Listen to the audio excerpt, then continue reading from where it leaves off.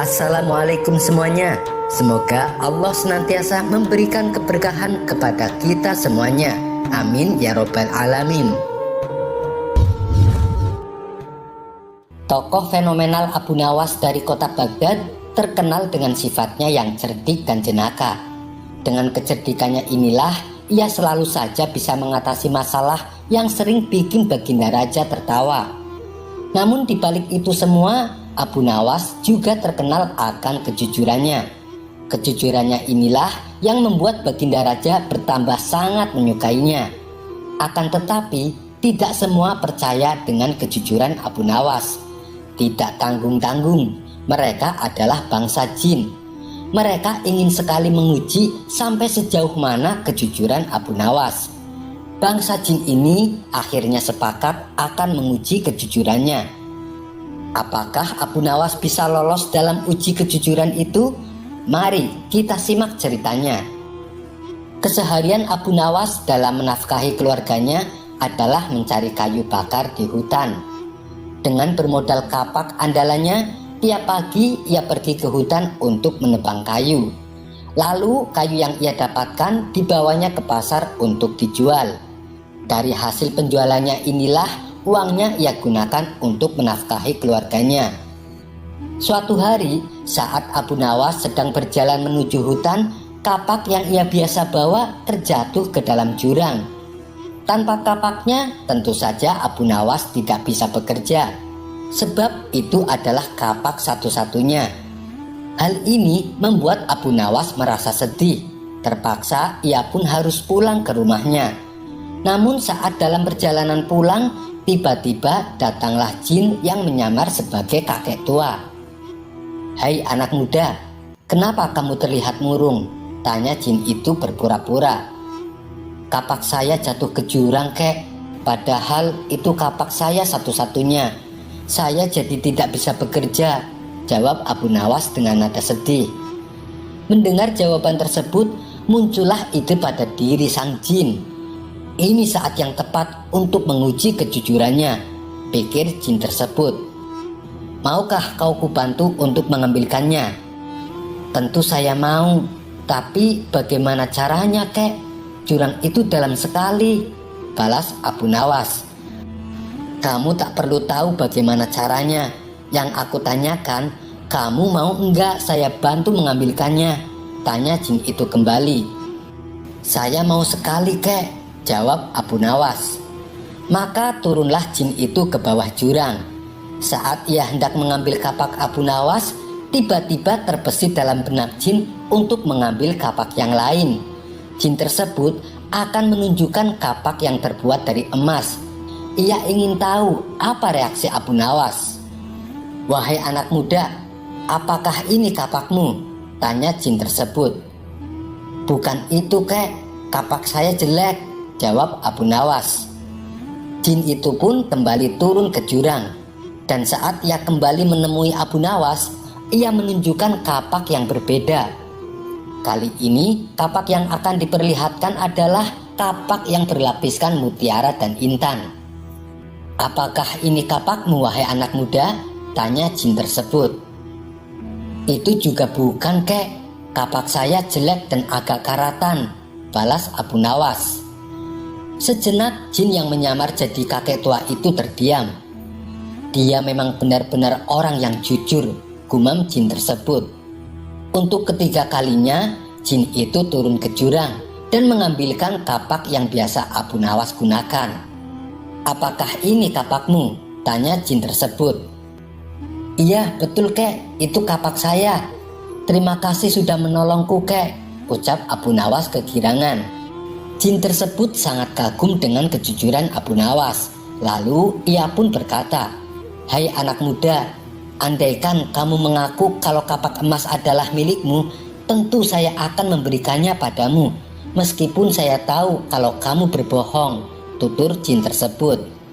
"Saya tidak mau mengambil sesuatu yang bukan hak saya, kek. Saya adalah orang yang selalu bersyukur dengan apa yang saya miliki.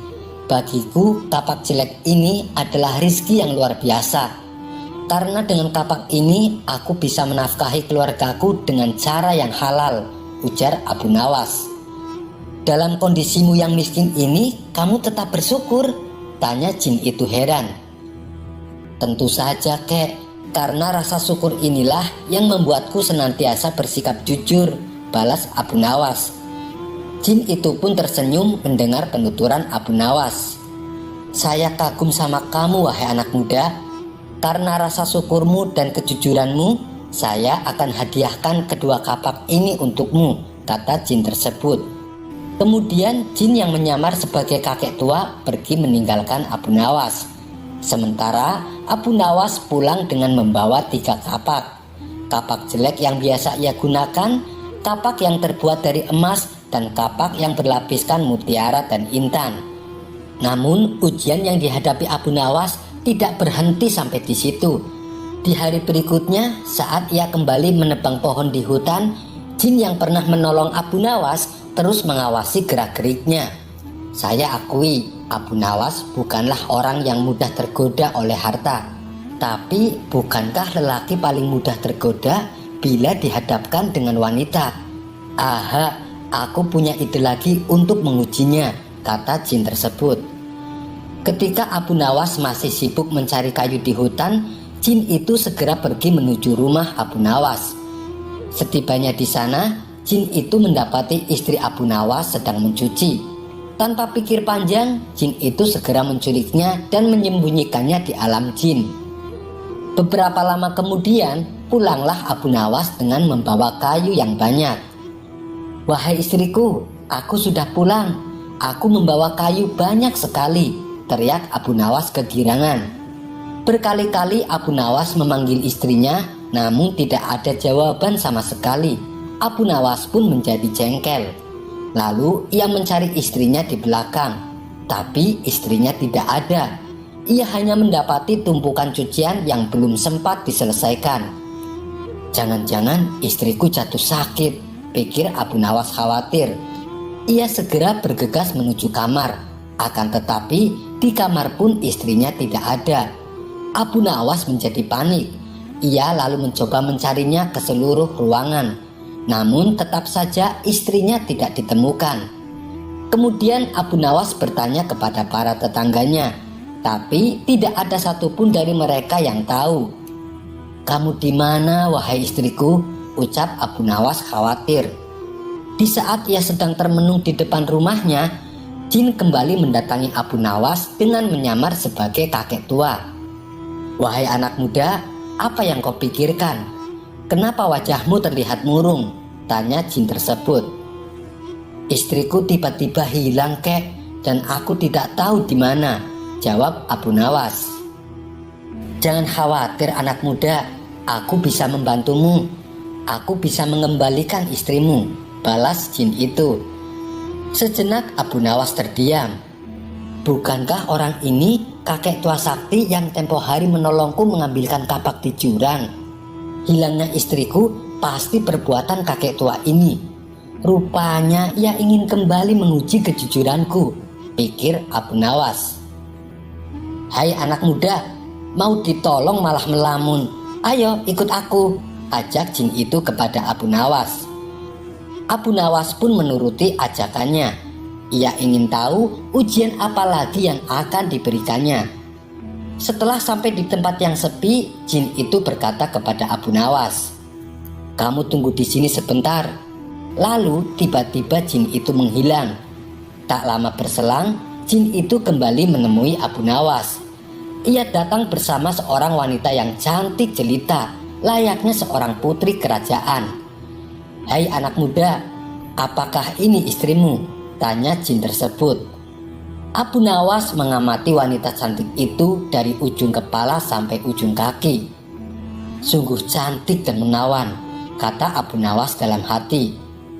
Hei anak muda, ditanya malah bengong. Ini istrimu bukan? Tanya jin itu kembali.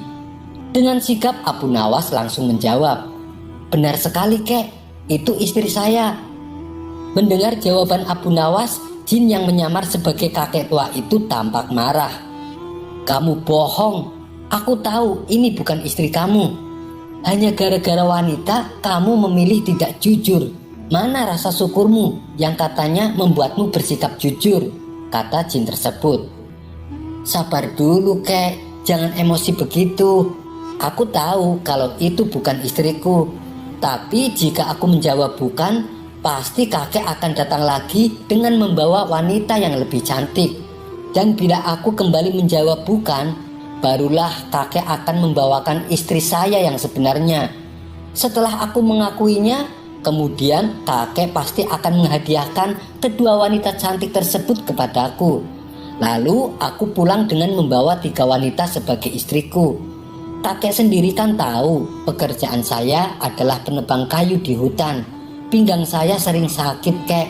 Saya tidak mungkin kuat bila harus melayani ketiga istriku, kata Abu Nawas menjelaskan. Mendengar itu, jin yang menyamar sebagai kakek tua langsung tertawa terpingkal-pingkal. Ternyata kamu bukan hanya jujur, tapi juga cerdik dan lucu. Baiklah, aku kembalikan istrimu. Jin itu pun kemudian menghilang. Sampai di sini dulu perjumpaan kita. Semoga Anda terhibur. Wassalamualaikum warahmatullahi wabarakatuh.